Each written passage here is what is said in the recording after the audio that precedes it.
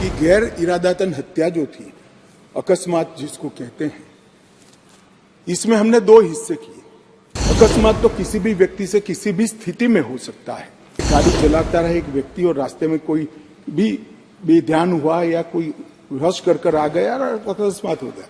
अकस्मात करने के बाद वो व्यक्ति स्वयं उसको पुलिस स्टेशन या तो हॉस्पिटल ले जाता है, तो इसके लिए कम सजा का प्रावधान किया है। हिट एंड रन केस, मरता हुआ छोड़कर कोई भाग जाता है, तो इसके लिए हमने 10 साल की सजा का प्रावधान।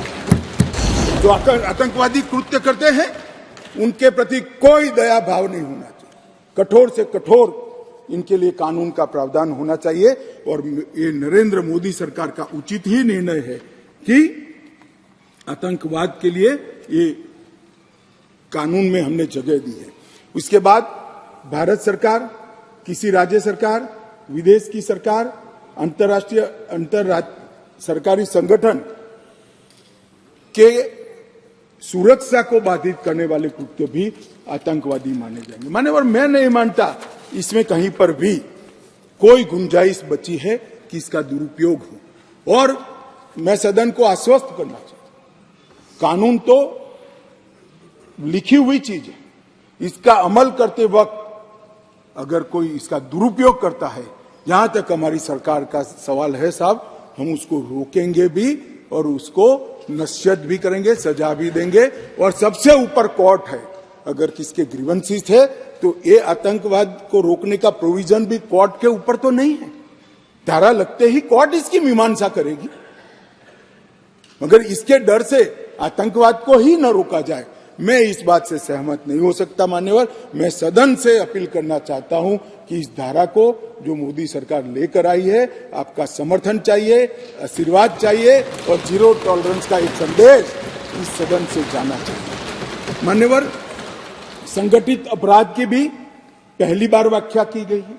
कई राज्य और राज्यतर गैंगे संगठित अपराध करती हैं, इसके लिए कोई विशेष कानून नहीं था। इसके अंदर हमने साइबर अपराध को, आर्थिक अपराध को, भूमि हत्याना को, हथियारों की व्यापार को, डकैती को और मानव लोगों की तस्करी करने, व्यक्तियों की मानव तस्करी में, ये सभी को इसके अंदर रखा है। आर्थिक अपराध की भी हमने व्याख्या की है। करेंसी नोट, बैंक नोट, सरकारी स्टैंप का कुटकरण, हवाला व्यवहार और बड़े पैमाने पर वित्तीय कपट और आर्थिक व्यवस्था को तोड़ने के सभी प्रयास, इसको भी आर्थिक अपराध की व्याख्या की तरफ पहली बार लाने का काम नरेंद्र मोदी जी कर रहे हैं। और इससे मुझे लगता है कि न्यायपालिका का काम काफी सरल हो जाएगा। मान्यवर, एक मैं स्पष्टीकरण करना चाहता हूं कि गैर इरादतन हत्या जो थी, अकस्मात जिसको कहते हैं, इसमें हमने दो हिस्से किए। अकस्मात तो किसी भी व्यक्ति से किसी भी स्थिति में हो सकता है। एक गाड़ी चलाता रहे एक व्यक्ति और रास्ते में कोई भी बेध्यान हुआ या कोई रश कर आ गया और अकस्मात हो गया। अकस्मात करने के बाद वो व्यक्ति स्वयं उसको पुलिस स्टेशन या तो हॉस्पिटल ले जाता है, तो इसके लिए कम सजा का प्रावधान किया है।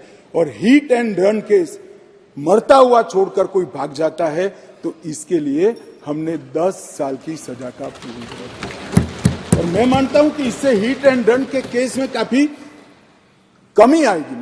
पर ये करते करते जो डॉक्टरों की नेग्लिजेंसी से अगर किसी की मृत्यु आती है, तो वो भी गैर इरादतन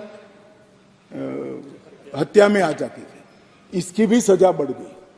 तो हमने इसको मैं आज ऑफिशियल अमेंडमेंट लेकर आऊंगा, डॉक्टरों को इससे मुक्त कर दिया है।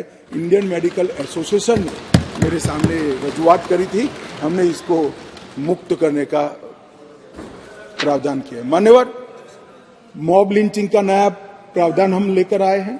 नस्ल, जाति, समुदाय या किसी शंका के आधार पर एक टोला एकत्रित होकर किसी को मार देता है, तो उसमें मैक्सिमम फांसी तक की सजा की है। स्नैचिंग के लिए कोई कानून नहीं था, चैन स्नैचिंग होते थे, मोबाइल होते थे और अलग अलग धाराओं में अंत में कानून के गैप का फायदा उठाकर वो छूट जाते हैं। थे, स्नैचिंग के लिए भी हमने कानून लाया है। और मान्यवर गंभीर चोट का जो कानून था, इसमें भी हमने 2 डिवीजन करे हैं।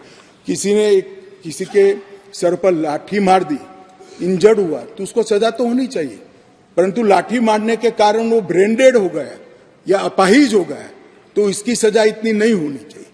तो संपूर्ण अपाहिजता या तो ब्रेन डेड के केस में हमने 10 साल तक का कठोर दंड देने का प्रावधान किया है, इसको सेपरेट किया है। मान्यवर, गंभीर चोट का जो खंड 117 है, उसमें 10 साल की उम्र कैद का हमने प्रावधान किया है।